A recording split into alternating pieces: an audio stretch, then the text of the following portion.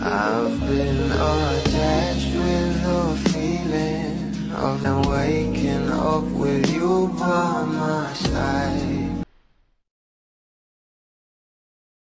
Hapon nga guys, nalaman nga natin na itong ang ating Bel Mariano ay may pa-meeting nga para sa kanyang concert na Believe, dahil ito nga ang kanyang birthday concert na gaganapin this July 13.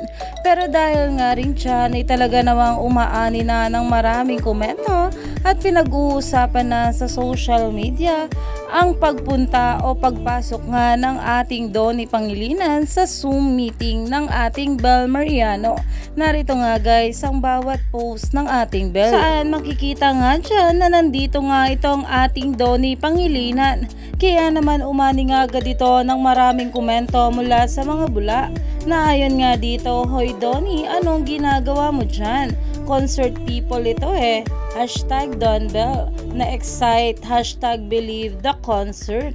Dahil kahit nga itong ating Donnie Pangilinan ay sobrang hands-on nga rin para sa concert ng ating Bel.